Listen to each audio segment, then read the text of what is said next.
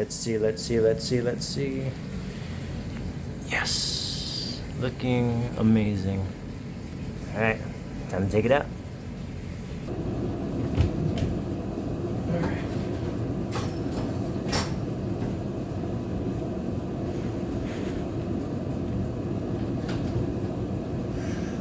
See if it's done.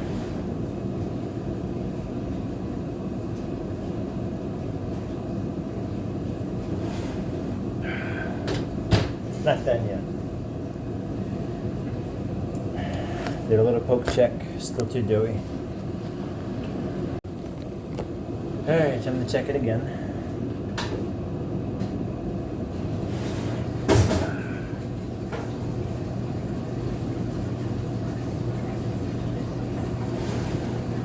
Still too doughy. Jeez, okay. Okay. Ooh, a nice golden brown. Well, let's check on it now.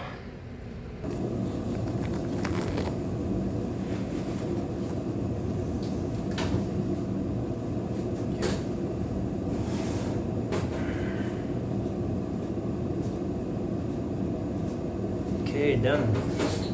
Perfect.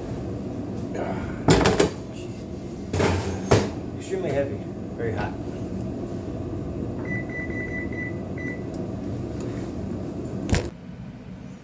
There they are, 2 fresh honey raisin challah breads. Oh, these are gonna be so good. Kids love these, I love them. And you get 2 for 1 recipe.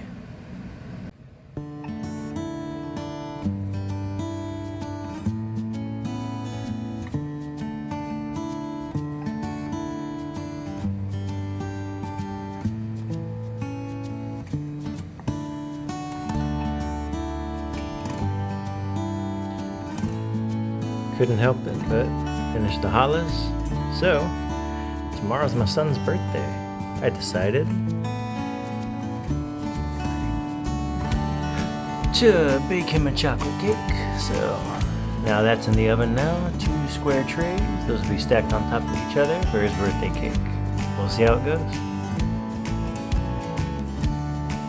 Alright, chocolate cake.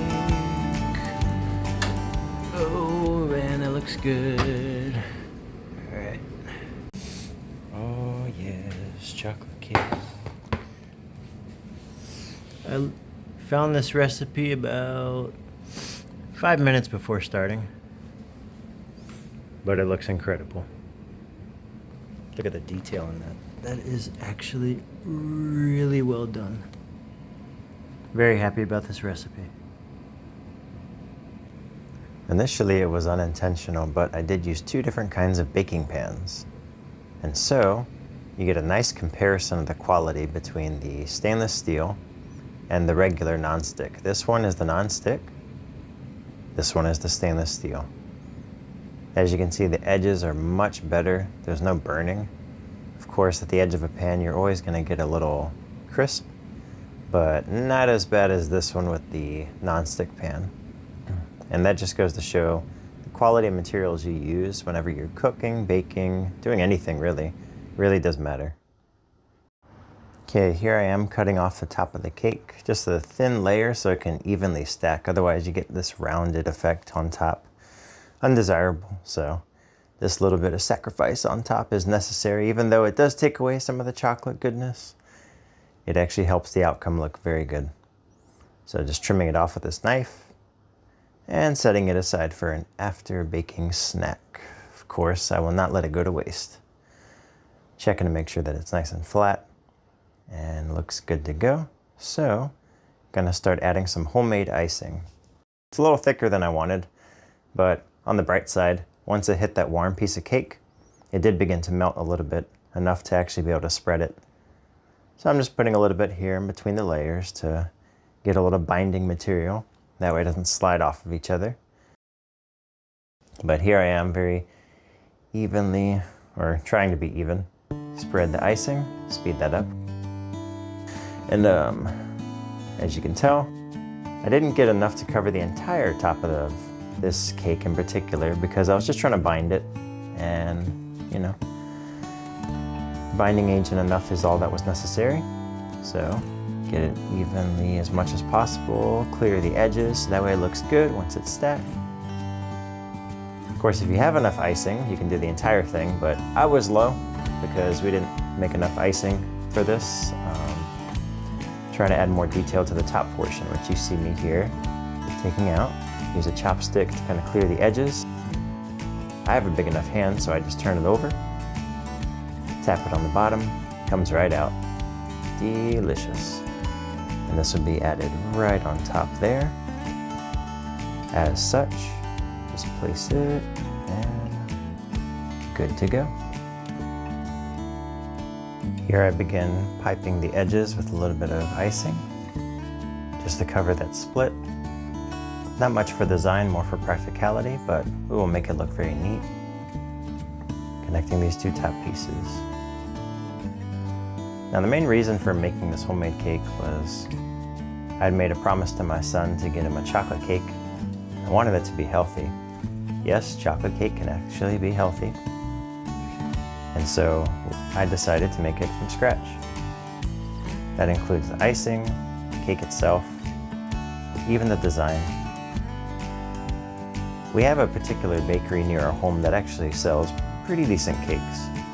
But as far as healthy-wise and also the particular design my son wanted, it was unavailable. So I decided to make it myself. So with the help of my wife, who got me these lovely shells that go on top and other materials, I was able to get this cake going. And here she is, assisting me putting some of the shells on top. And so we're placing these now in a pattern that is able to be cut out without causing a big mess. So trying to get it the right size for one piece per person. Lining up the shells. My son really loves the beach. He really loves the ocean, so this theme was fitting for him and fits his taste as well with the chocolate. Everything lining up as planned so far. And then add a little bit more icing on top. We had enough left over after pressing all the shells in and getting the piping along the edges to start adding some designs on top, just for that little extra specialness to this cake. Wanted my son to really have something unique for his birthday and healthy. Believe it or not, this cake uses all coconut sugar. No cane sugar, even though you can get organic, healthy cane sugar. Just didn't want the kids to have a big spike of energy through this cake, so as little actual sugar as possible, and also much healthier for their teeth and also for their bodies. Everything we do thinks that far into the details when it comes to our kids. We want to make sure that they're receiving the healthiest things that they can, while also enjoying the little things in life. In each effort we make for them, they feel loved. They know it. When they're presented a cake made by mom and dad, their eyes brighten up, smile from cheek to cheek. It's a wonderful picture to see.